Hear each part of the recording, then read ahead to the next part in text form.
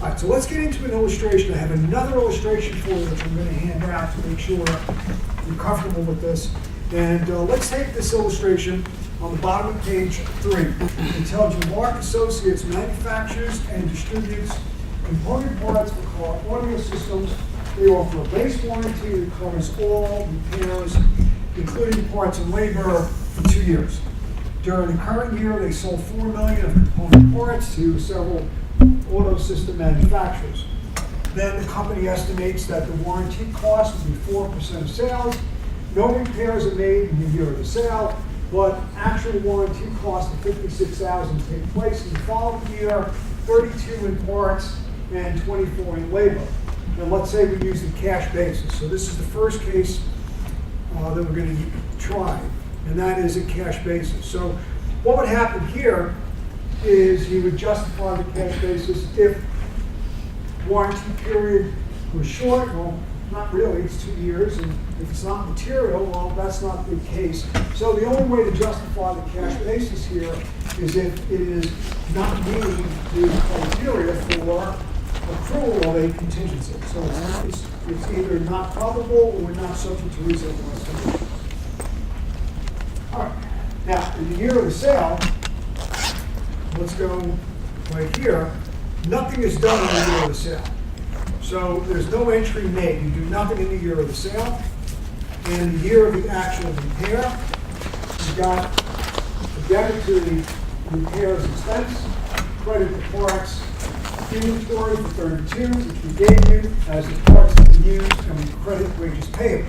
Now the important implication here is that in the year of the sale, an entry is not made.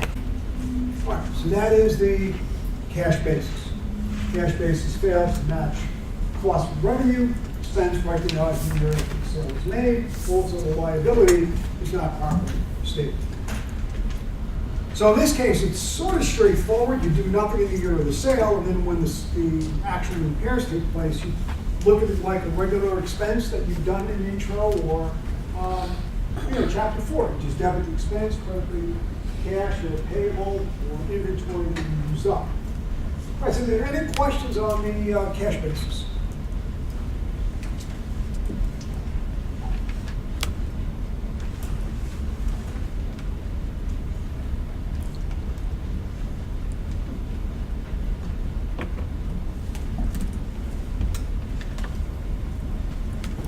Okay, let's go to the next one. Same company, everything's the same. Sales are $4 million. The warranty cost is estimated at 4% of sales. And by the way, make sure when you get down here, you understand that 4% of sales is over the 2-year period. You could also see that, as I'll show you in a minute, 3% in the first year, 1% in the second year is still 4%. Repair costs, nothing made in the year of the sale, but then in the following year, $56,000 in warranty costs, 32 parts, 24 in labor. Now we say that we use the accrual basis. So I'm just changing this so that we now would accrue the warranty in the year of the sale. So in the year of the sale, you're going to debit the warranty expense and credit the estimated liability for warranties at 4% of sales, which is $160,000. So the warranty expense now that we match against the sales revenue is $160,000. So it directly associates the expense of selling a product with a warranty against sales revenue.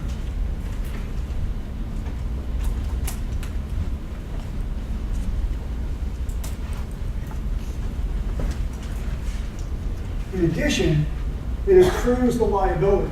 So in the year of the sale,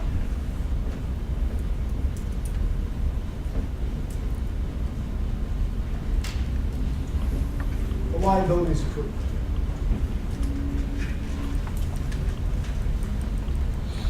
So both the matching and the liability accrual is what makes the accrual basis or recording the contingency theoretically correct.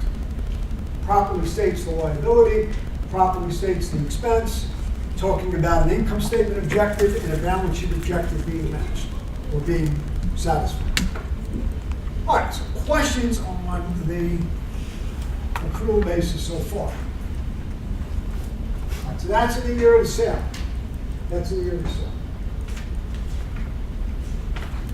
Now, the following year, you're told that they make actual repairs. Okay, so actual repairs are made.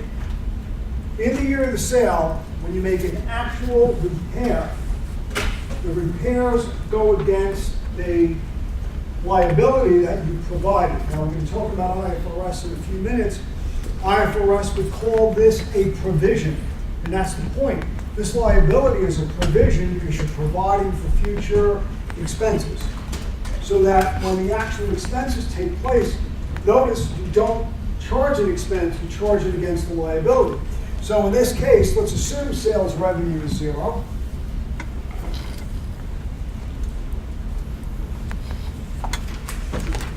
But when you pay out or when you repair $56,000, you debit not the expense, but you debit the liability, the provision, or just like the allowance for bad debts.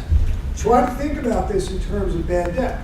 Right? When you accrue the bad debt expense, you set up an allowance, which is a provision, and then when the account actually goes bad, maybe you write it off. You write it off against the provision. So it's the same thing, except that this is a liability. And again, we said that accounts receivable is in fact recorded as a contingency in the same way. So now, when you look at the sales revenue in the second period, assuming it's 0, notice the warranty expense is also 0. So you get the liability accrued, you got direct association in the year of the sale, and you clearly have direct association in the next year. Related to those, just assuming sales are 0, you have no expense. So the theory behind the approach is that you should recognize expenses in the year of the sale, directly associate, and record that liability. No additional expenses are recorded when the actual repairs take place. All right, now I'm going to give you another example in just a second, but so far, any questions on this illustration? Yeah. Do we ever reduce sales revenue at any point? Would you reduce sales revenue? So that expense now? No, the expense is an operating expense. It's an operating expense. Yeah, it's not a contra revenue, it's an operating expense. Now, we're not going to get into it in the course, but this is, if you wanted to, you could use a balance sheet approach too to estimate the warranty, right? Right now, this is an income statement approach. You take the 4% of sales, and you could actually say, well, we think we need a liability of a certain amount, and that's what you would go to. So next year, for example, you got 160,000 in that liability. Next year, you might say you need 200,000, then your accrual would be 40 if it was a balance sheet approach, right? So we're looking at this only as an income statement approach, but you could have the same model as you would if it was a accounts receivable, exactly the same model. All right, so are there any questions on a base warranty?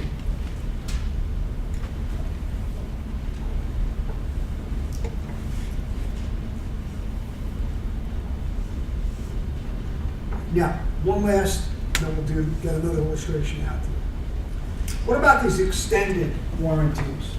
Service contracts that are sold either on the day of the sale or subsequent. So, you got an automobile, you probably get, if you either own or lease a car, you're probably getting 1 million emails every time you get close to the warranty expiring and say, hey, your warranty is going to expire and once you buy an extended warranty. So you can buy it after the sale or the purchase or on the date of purchase. So let's assume, again, we have the same company, and Mark also sells extended warranties that cover parts and labor for 4 years after the date of purchase.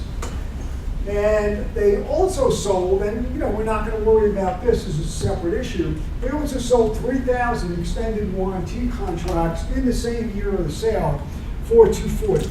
and the contracts are sold at the end of the year. This way you don't have to worry about any expiration. Following year, the same thing happens. They've got $56,000 in warranty claims against that insurance policy, and repair cost of $32 in parts and $24 in labor. How would you account for this if this was an extended warranty? Well, an extended warranty is a sale in advance, so it is unearned revenue. So if you look at the entry, again, this is on page 5, if you look at the entry, you would take the 3,000 contracts against 240 per contract, and you would have had $720,000 in advance collections. You got a debit to cash and a credit to unearned revenue. That is a liability, as we know, a current liability to provide coverage. It's like prepaid insurance, or I should say, insurance collected in advance. It's exactly the same as any insurance policy that you would account for if you collected it in advance. It's the same as collecting rent in advance. Now, in the year of the sale, no expenses, nothing happens. It's just like an insurance policy, right?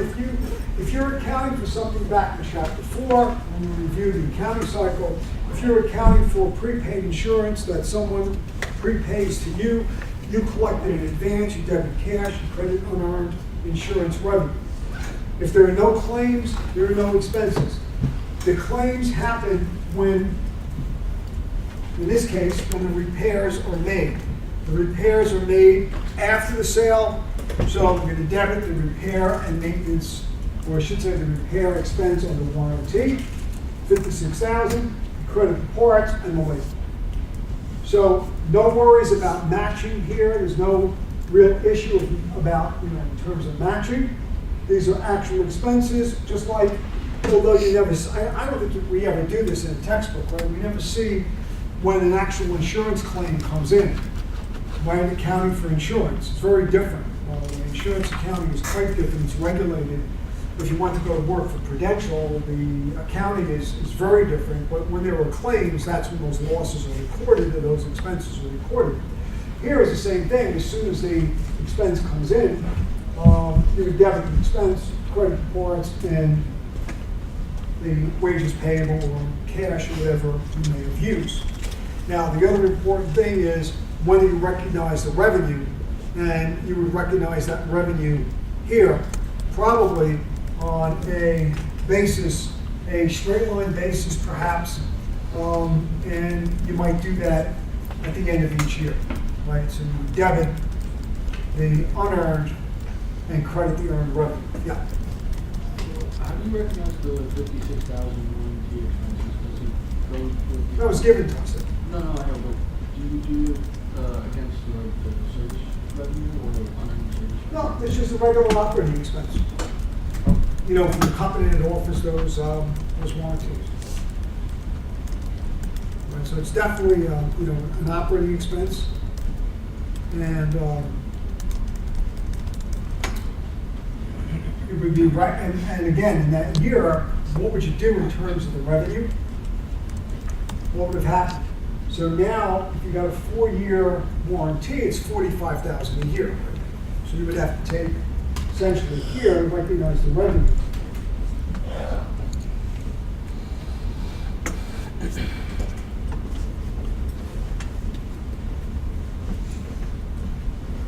Although I'm not showing you that here, I'm going to put this on the board to just extend this a little bit. You would recognize revenue at a rate of $45,000 per year, exactly what you would do back in chapter 4, right? You're going to have to debit the unearned service contract revenue.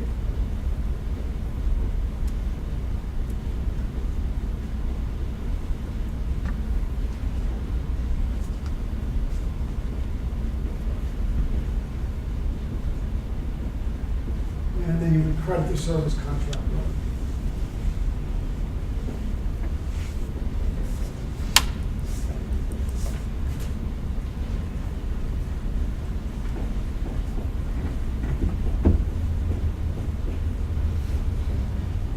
You do this every year.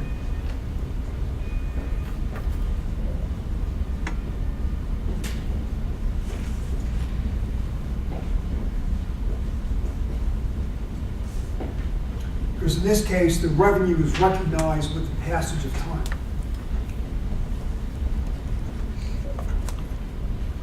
Okay, so it's a very standard unearned revenue. It doesn't really change much.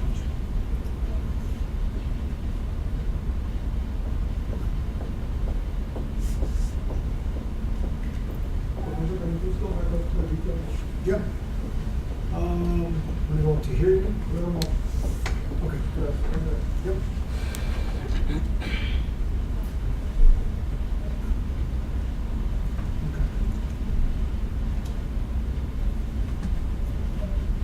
Now, you could have sold these at the same time you sold the product. You could have, but I'm keeping it separate.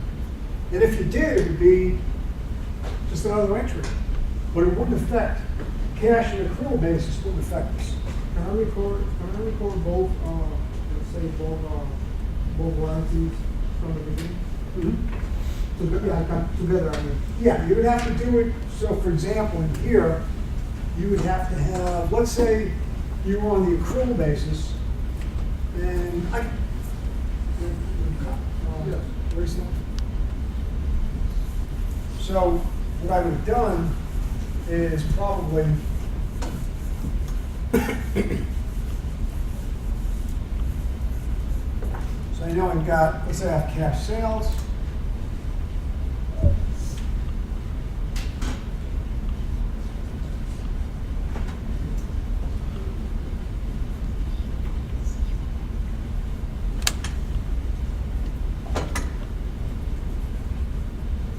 So this would now be $4,180,000. And sales would have been $4 million.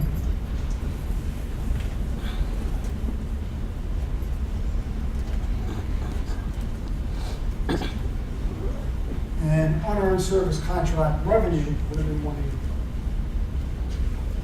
That happens, right? I mean, you go to the retailer, you look at your receipt, you got merchandise, service contract, total. So the sale would be at the same time. And then, let's say at the end of the year, you would have two entries to make. One would have been the estimated warranty.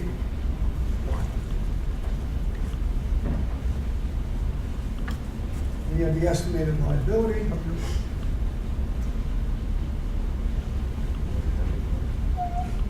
The estimated liability was, what was 180, I'm sorry. Oh, wait a minute. Sorry about that. That's the estimated.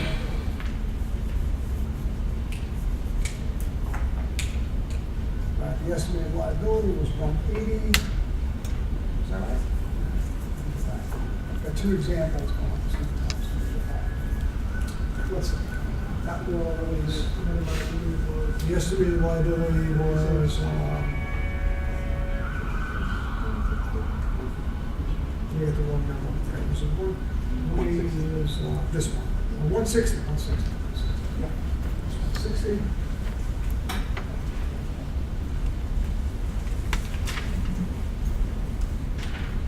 And I got to change that number up there. It's actually 720, right? Yes. Yeah. Okay. And service contract revenue 720. I'm sorry about that. I just confused the numbers. Okay. So I would do that at the same time, debit cash, credit the, I'll get back to that number as well.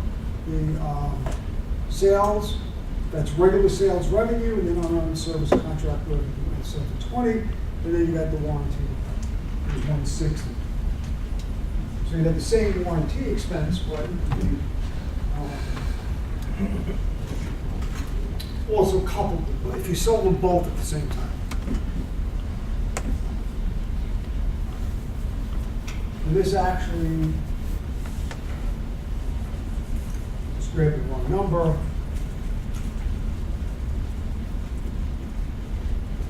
That's the one.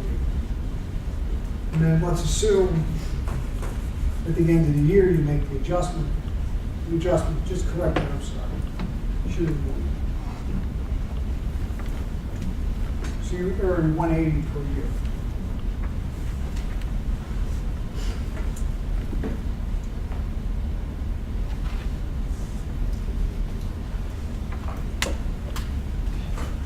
So if you use the accrual basis and you sold both types of warranties at the same time, debit sales, the total cash revenue for your total sales, $4,720,000.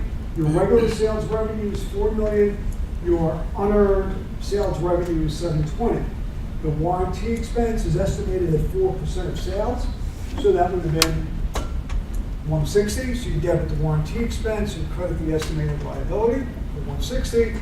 And then at the end of the year, and I know I have this in here somewhere, I just picked up the wrong number before. Here it is.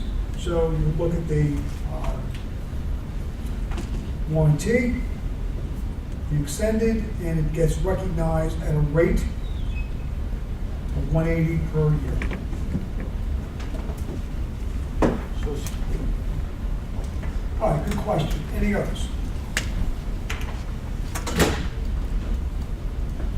We're going to do one more now. Any other questions on this? So again, it's when you have the extended, it is nothing more than an insurance policy, a prepaid or an advanced collection of an insurance policy, and each year you take 1/4 of that. You debit the unearned and credit the earned amount. All right, so any other questions on this before we do anything else? I'm going to give you one more example. Because again, we're going to do this one together. It's going to make it a self-assessment, but let me hand this out to you. This is one more example of this this issue of the warranty clause. So let me get this out. Take a couple minutes to look at this before we move it.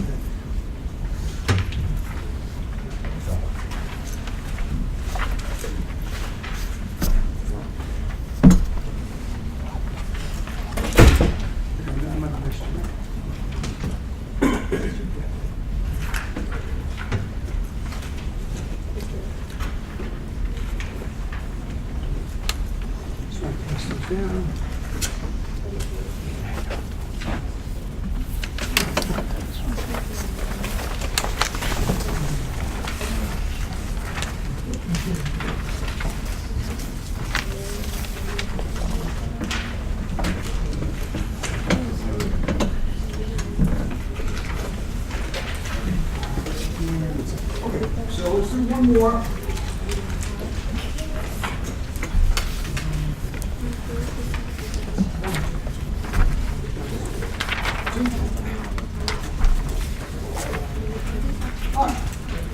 All right, let's do one more example.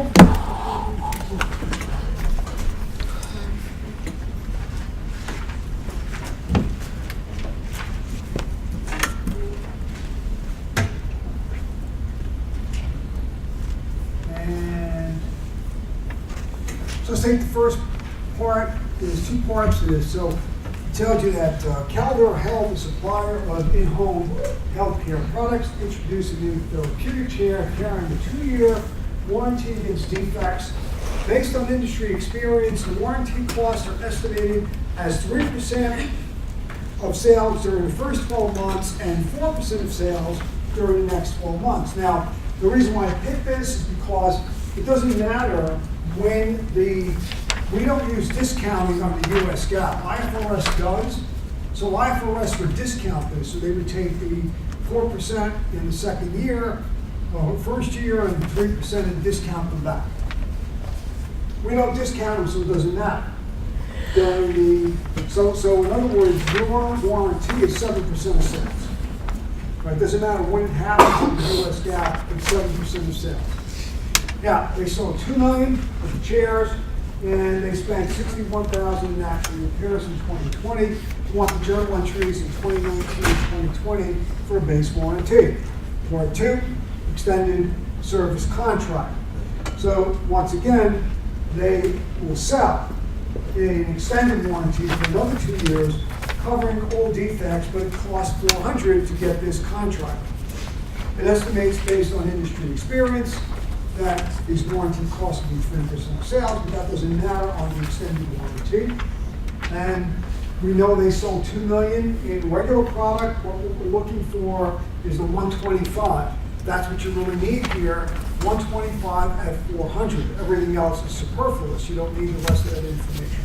Now, what's the journal entries for the extended warranty? All right, so let's take the first. We now look at the solution, and in that solution, sales are 2 million. So, under either the base warranty, under the cash or the accrual basis, this entry is the same. So this doesn't matter whether it's cash basis for warranties or accrual basis. You debit cash, credit sales for 2 million. If we're using the regular or the assurance-based approach under the accrual basis, we're going to take 7% of sales. Now, that 7% of sales is accrued because it is probable and subject to reasonable estimation. It meets the criteria for a contingency. So we would debit the warranty expense and credit the estimated liability for the warranty, 7% of sales. And that 7% of sales would be 140. So you debit the warranty expense and you credit the estimated liability under warranty. Now, before we go anywhere, any questions on this? So you would have to be given the percentages. And as I said, it doesn't matter on the US GAAP when they occur. It could be 1 year out, 2 years out, 3, wherever it is, just add the percentages together. That's a 7% accrual. Not to the year of the sale. So what we're saying is that we're matching the sales with the expense. So we meet the income statement objective where we properly match that expense with the revenues that are generated.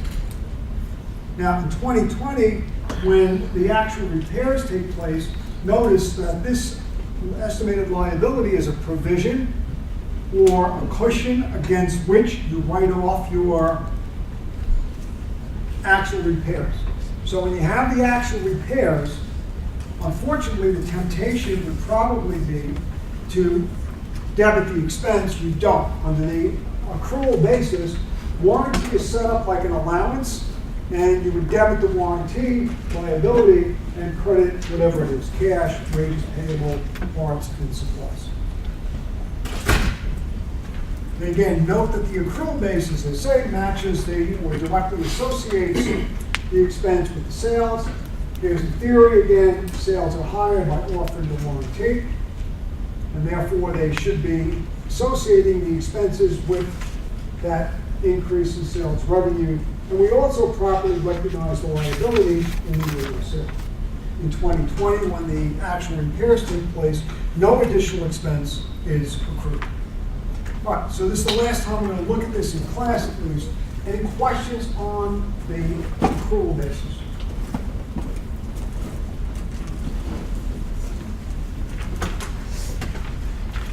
All right, so then, cash basis. Part B of first part example. Sales are the same. Debit cash and receivables, and you credit the sales revenue. Then on December 31st, we make the adjusting entry, but there is none. So on the cash basis, there's no adjusting entry to make because you don't accrue any expenses. So again, here it's either the warranty period is too short, the warranty expense is immaterial, or it didn't meet the condition. So it's not probable and subject to reasonable estimation. It could be reasonably possible, maybe we couldn't estimate. So notice that we don't come up with an estimated warranty cost. But when the actual repairs take place, you charge the expense. So I want again to make sure you see the difference that the year in which the actual expenses take place, you charge the expense under the cash basis. So on the cash basis, the key right here is that there is no warranty accrual. You don't estimate the liability in advance, and therefore, just like the direct write-off method, you fail to match expenses with revenues. And then in the next year, when you actually make the repairs, the expense is charged, but not matched with the proper revenue. So it violates the direct association. The other problem is up here in the year of the sale, liabilities are understated. Right? Because you didn't make the adjustment, and there's no liability, and that's what I'm telling you on the bottom. You failed to match, you failed to directly associate, and therefore violates accounting theory, and on top of that, it does not properly recognize the liability. It doesn't recognize the liability. So that is the base warranty. Any other questions? So now we've seen it twice this morning. This is one of our last topics. I want to actually get into a review question that you can study from. Anything else on this?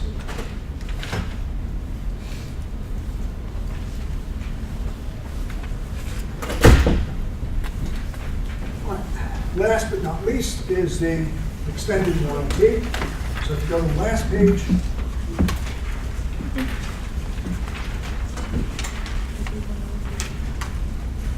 extended warranty. You have your regular sales and your warranty. And again, we could have made this in one journal entry for a board. So you have debit to cash, credit to sales for $2 million. And then you've got your cash, debit, 125 contracts at $400 per service contract, which was given to you. And then we credit the unearned warranty revenue as a liability for $50,000. At the end of the first year, there are no actual expenses, so you don't record anything. There's no estimated warranty liability here, but what you do is you write off the unearned and recognize the revenue earned. So as time passes, let's say 1 year passed, you take the $50,000, it's a 2-year extended contract, right? So it's a 2-year contract. So you just simply take the $50,000 and you divide that by 2.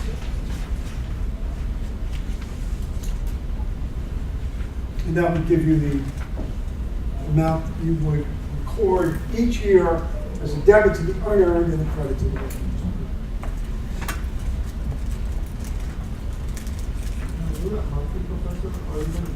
You can do it monthly. You can do it monthly. Yeah. If you're doing quarterly, you can recognize it quarterly. We normally take discrete periods, so we assume it happens, the sales at the beginning of the year and the more expense for more to the supplier. Yeah, you could estimate it that way as well. So in other words, you're asking if, when I recognize the revenue, could I assume that, in the first year, I've earned more than in the second? Yeah. Probably like on a probability. Yeah, based on a probability-based estimate of revenue recognition. Yeah. I thought you were, Yeah, absolutely, yeah, because straight line, and I think we looked at this when we did the software revenue recognition, the software depreciation, we made it a percentage of revenue. So a lot of accounting is going toward that. Instead of just straight lining something like this, you would look at the revenues earned. So you would probably say that most likely the warranties would be kind of cashed in the first couple of years, typically. If a product is going to be defective, the defects are normally in the first year. I'm just saying that's an estimate based on my experience. It may not be true. You may have a different experience where you get no warranties until the second year. So then what you would do is in the 2-year warranty, what you would do is you would front load. If I believe that most of my expenses are going to take place in the first year, I front load that revenue. So I'd say 60 or 70% of the revenue should be recognized in the first year and the balance in the second. Yeah, or you accelerate it, yeah. Or if you think that, in cases where the product is generally okay for the first year and the second year that's when it starts to break down, if that's your experience, then you would, have a very low revenue recognition in the first year, and you would backload that and have more in the second. So it's got to be based on experience. So for us, we're just going to take a simple, it's very good, it's a good business question, but for us, we're going to just straight line.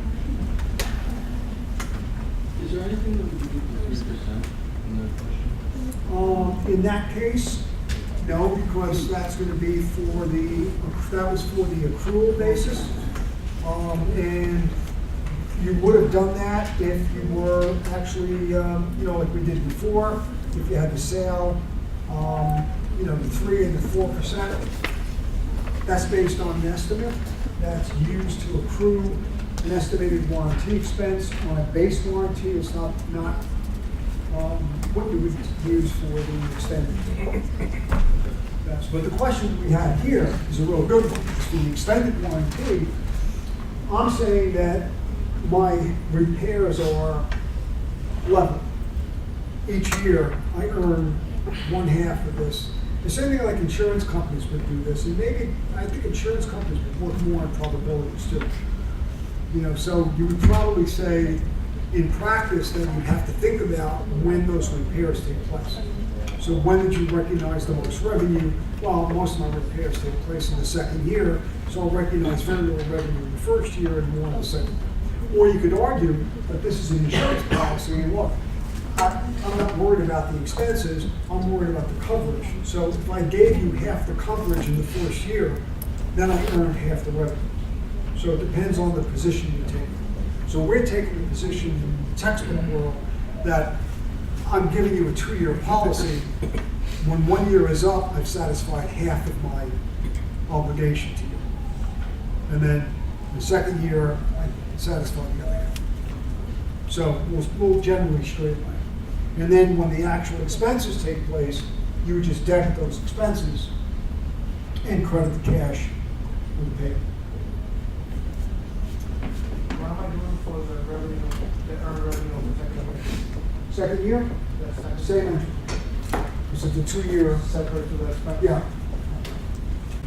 We know that, we'll talk about the disclosures, we've already looked at that. That you would disclose anything that's not probable and subject to reasonable estimation. You would disclose the contingency itself, the nature, the range of losses. We've already talked about that a little bit. I'll look at some footnotes in a bit.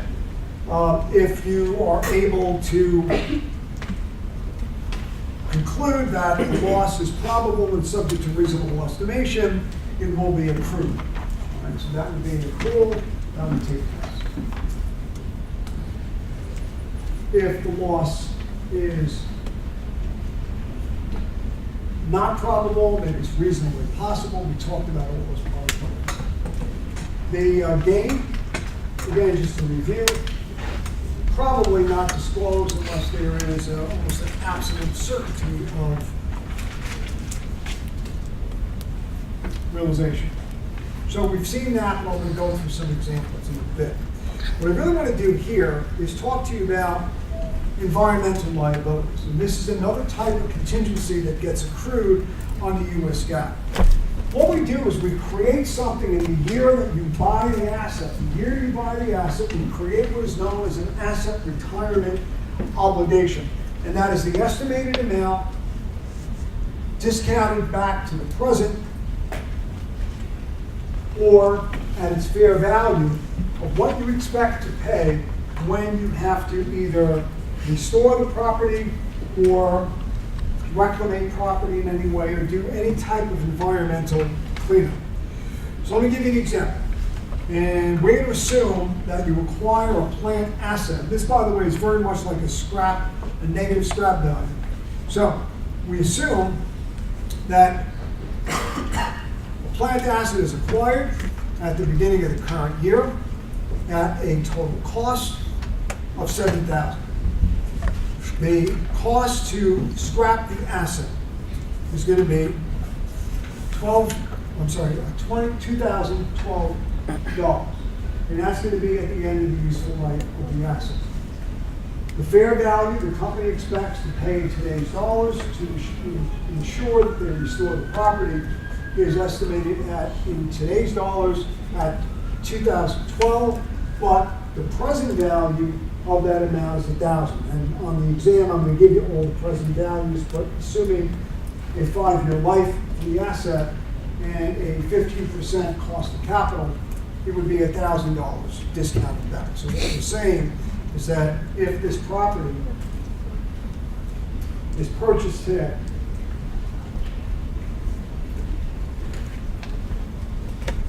and at the end of year 5,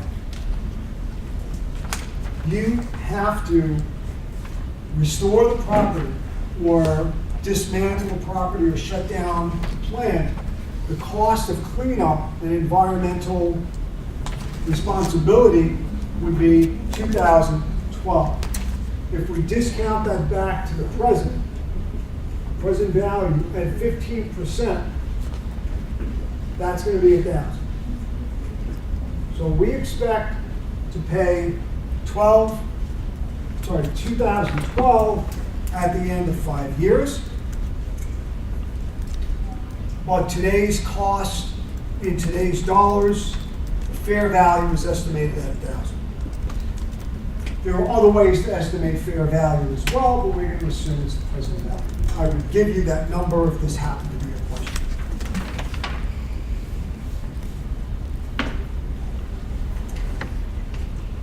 Now, at acquisition, here's what happens. When you buy the plant asset, you should know how to make that entry. You debit the plant asset and you credit cash.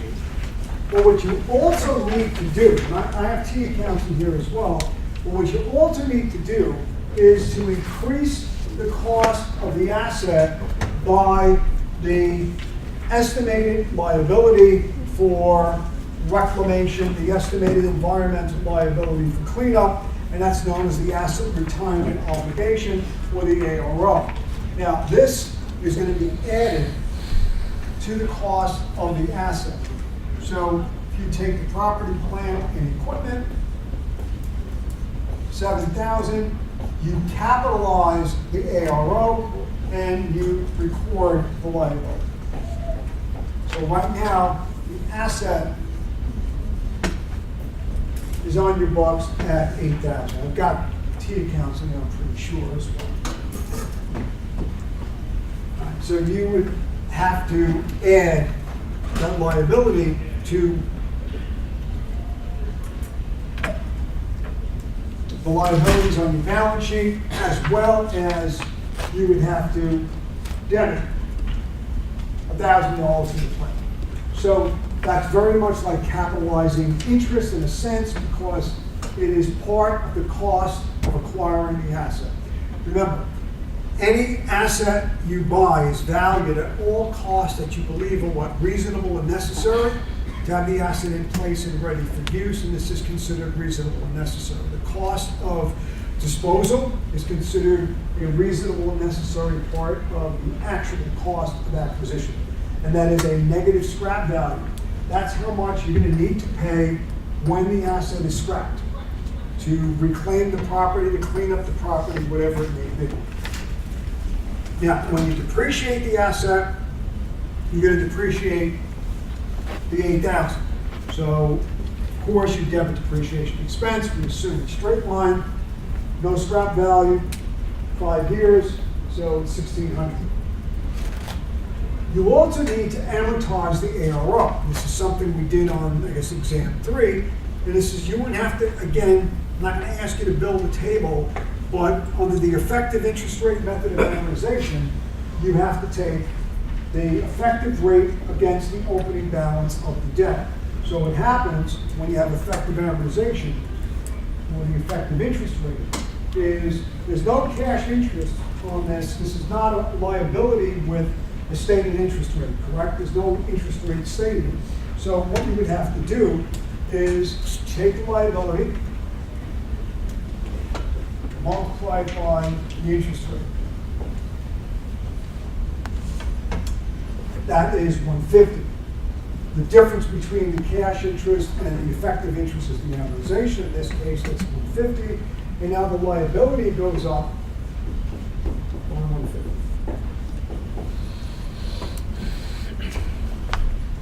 Next, you would take the opening balance times the effective rate.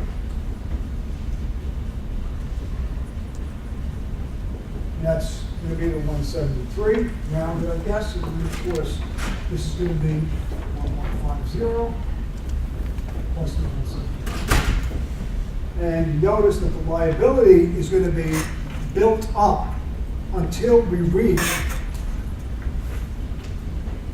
the amount that we expect to pay at the end of 5 years. So the liability gets increased each year. Same thing we did with the bonds. We gave you that example of the note. The note would keep growing by the amount of the unpaid interest.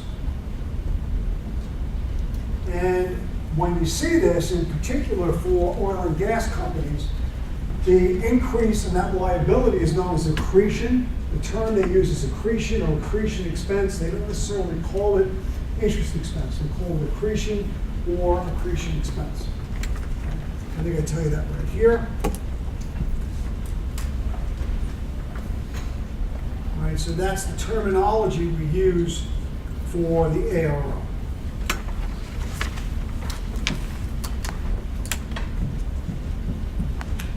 Now again, you would not have to do a table. You just need to know if the interest is 15% of the outstanding balance.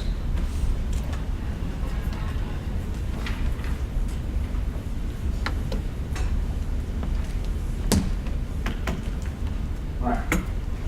Now, what about the entries? Well, we know that we would have to, let's go back to the entry, you would have an interest expense or accretion expense, if that's terminology that's used most often. We'll keep it as interest and we credit the ARO. So now, what's happening is that we already have the depreciation.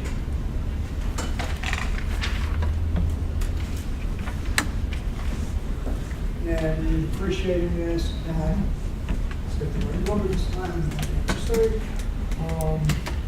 We depreciated 1,600. Okay, so here.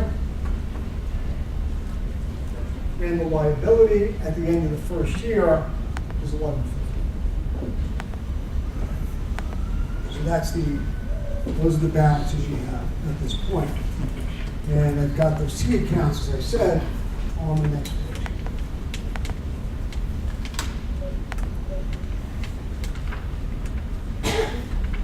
So that's where we stand at this point. Now, just to complete this example, we're going to do a sale or a disposal and a payoff of this remediation cost. Before I do that, any questions on the ARO? The ARO is a liability that you accrue when you buy an asset. That liability is based on the expected cost of shutting down a plant, of cleaning up property, of meeting environmental responsibility. That cost has to be estimated in the year that you buy the asset because it's probable and it's subject to reasonable estimation. This is a contingency that we record. Another example. This is generally done for oil and gas companies. You'll see it quite often for oil and gas producing companies. That liability is accrued in the year you set up or buy the asset. You debit the PP&E, you credit the ARO, and then you would account for it as you would any other asset by depreciating it. You account for the long-term liability as you would any other liability. You would, in fact, amortize it, and that amortization is known as accretion. So at this point, the net book value of the asset is $6,400, and the liability balance is $1,150. So if we took this balance right now, the net book value of the asset is $6,400, and the balance of the liability is $1,050. Let's assume, which I'm going to do now, let's assume that in the very next period, you decide to shut the plant down and you sell it for $3,500. And you also have a provision for cleaning up the ARO, and we're going to the cost of disposal or the cost of cleaning up the asset is $13.50. So what's going to happen is the following. So you now have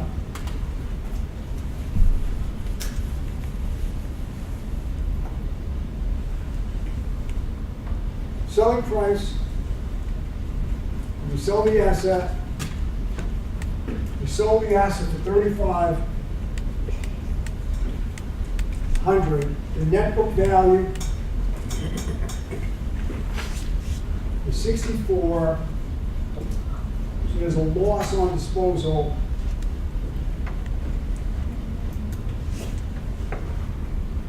of 29.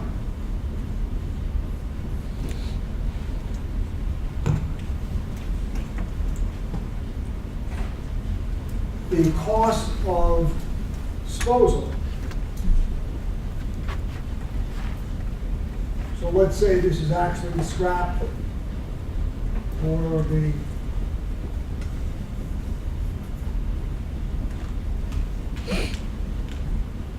cleanup cost, if you like. That turned out to be $1,500. The liability that you provided was $13.50. Why $13.50? I wish I didn't know. It's another $150. Yes. $150. Yeah, that's right. I got it. Got the correction in my notes. I forgot to correct it there. Thank you. So everyone's paying attention. Right there? Yeah. Okay. So it's $11.50. I was wondering.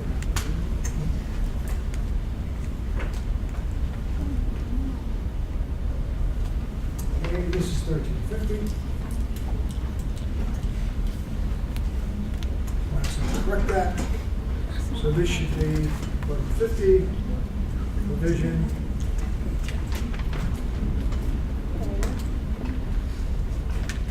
Yeah, cost of disposal is $13.50, and correct that. So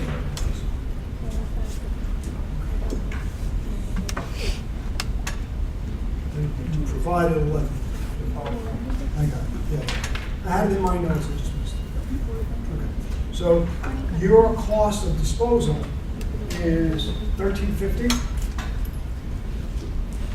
Your provision is $11.50, and the loss, so to speak, is $200.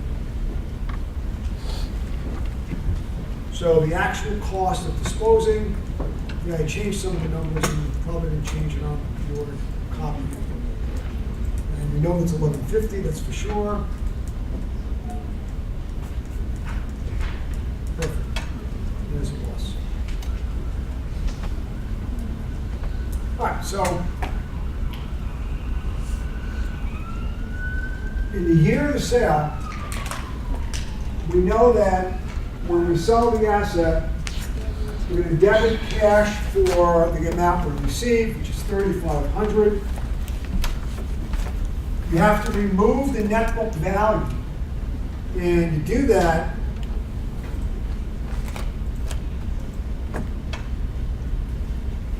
by debiting the accumulated and crediting the PP&E. So that takes the net book value of $6,400 off the books, and the difference is a loss.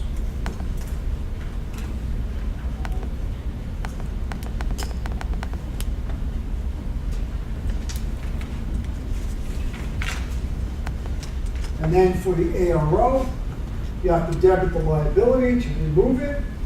Paying it off costs you more than the liability on the book, so you have a loss on something. Just wanted to take you through the entire example. So when you sell an asset, not only now would you worry about the gain or loss on disposal, but you would also have the possibility of having to clean up $13.50 in this case versus the provision of $11.50. Has to be given. And that's the cost of cleanup, whatever the Environmental Protection Agency, if there's any type of estimate, use that.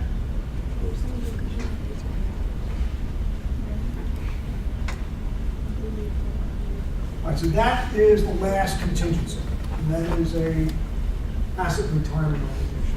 And you see this a lot as we set in oil and gas accounting for sure.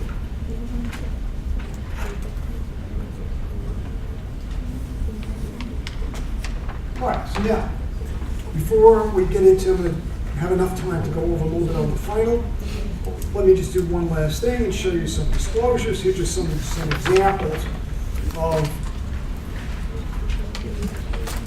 commitments and contingencies. We've got Johnson & Johnson, 2017 annual report, and they tell you that they have some self-insurance and some legal claims. Self-insurance is where they provide for their own insurance by wholly owned captive insurance companies. Whatever it is, it's contingency that they may have to face if there's any losses. And they also tell you the company follows US GAAP or recording litigation related contingencies. It pretty much is the theory you get in the textbook. You would record the loss when it's probable and subject to reasonable estimation. We also said on the US GAAP, the best estimate of the loss in a range is accrued.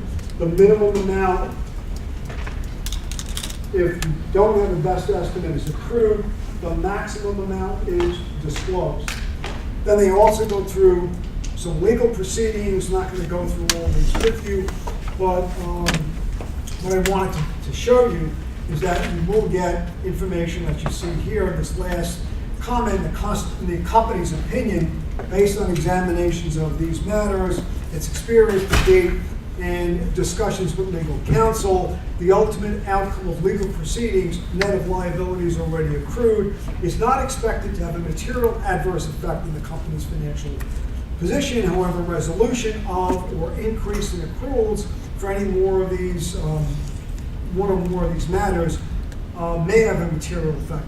So what they're saying here is that they may not have accrued all of these liabilities, or they may not have accrued enough, but you notice they're disclosing them. So even if you can't estimate them, even if the results, maybe we talked about that homework problem, right, being remote, you are going to say something. And generally the wording is that legal counsel advises us that the effects of this litigation are not expected to have a material effect on our financial position and operating results or whatever else they say. So it's disclosure, the lawsuits are there. In fact, this is just one page. I mentioned to you that it's J&J's footnote for litigation is 11 pages in an annual report. I'm not going to give you all 11, but here's just one product liability example. And again, they go through, they describe litigation, and they tell you right on top here, let me bring that down a little bit, they tell you that to the extent adverse verdicts have been rendered against the company does not record an accrual until a loss is determined to be probable and subject to reasonable estimation. So again, they're pretty much telling you that these are all the litigation that they have, but not necessarily with any type of monetary values. All right, now last, just want to let you know that under IFRS, I can just summarize this page very simply, and that is that IFRS, and this does get confusing, the only contingent liabilities they have are contingent liabilities that are not recorded. Because under IFRS, the logic is, if I record a liability, it's not contingent, it's already recorded.